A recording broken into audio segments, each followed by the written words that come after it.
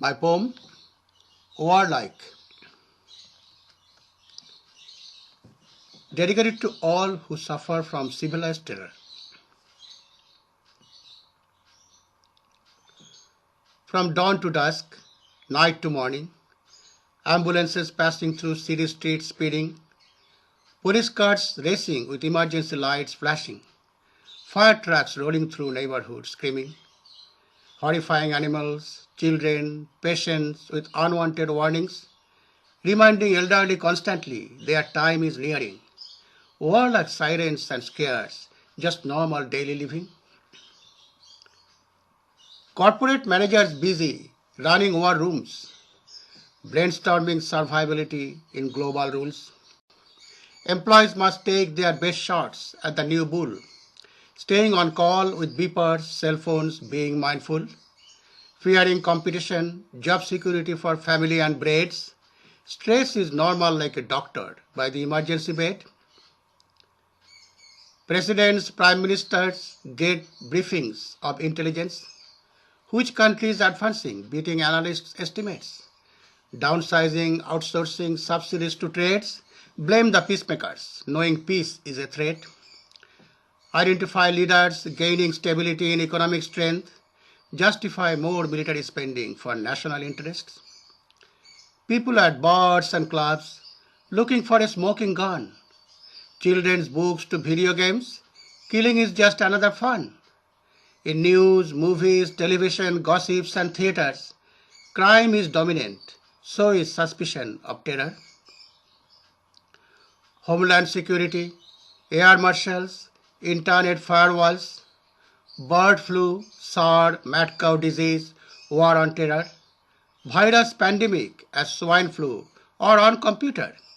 NGOs, Red Cross, Red Crescent, Peace Prize Awards, Peace Corps, Green Cross, NATO expansion, weapons deadlier. Normal life in our world is just readiness for another war. Poems by Kalki. In the age of high technology, do we need the World War-like sound of terror in police cars, ambulances, and fire trucks? Food for thought for all world citizens and leaders. Isn't International Red Cross acting like eugenic evangelic since its inception in 1863 in Geneva, Switzerland, by Henry Dunant and Gustave Meunier, who were owner of the Palestine Colonial Company to colonize the Arab lands, and the proponent of the Jewish state Israel. It was silent during World War I and World War II Holocaust, and still holding 60 plus million documents without any translation. It was silent during killings of Vietnamese and recently killing of 1 plus million Iraqis and displacements of 5 plus millions. It has been silent for the 63,000 plus massacred in Mexico by special forces trained by US and Canadian military in the name of drug wars. Yet vocal about Syrian refugees from internal civil war. It profited hugely from 9/11 disaster without spending most of the donated money for the benefit of the victims and their family. Ironically, the Canadian government, constitutional monarch, gave matching tax dollars to Red Cross to rebuild the country of Haiti independently, bypassing government, which has been devastated by a predictable earthquake and related tsunami, displacing mostly the coastal poor and unfortunate ones. Ever wondered why monarchical loyalists, political conservatives, are always for wars and tough on crime, deceiving own citizens, making nations insolvent?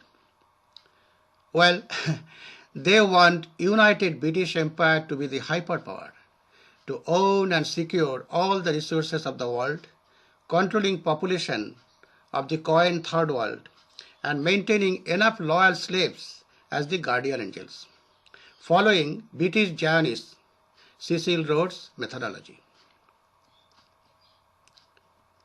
Rockefeller Foundation Ford Foundation, Aga Khan Foundation, Royal Institute of International Affairs, Council of Foreign Relations are all masks behind that goal of colonization and systematic population control of the other kind, imposing genetically modified food, improper vaccination, as well as dumping banned expensive medicines of the West with enormous side effects.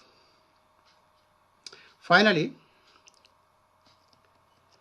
do we need a UN Security Council and an international court which cannot punish war criminals in Bush administration, Blair and Howard administrations, including their queen as commander-in-chief, for illegally attacking and destroying sovereign peaceful Iraq in 21st century, killing and displacing millions?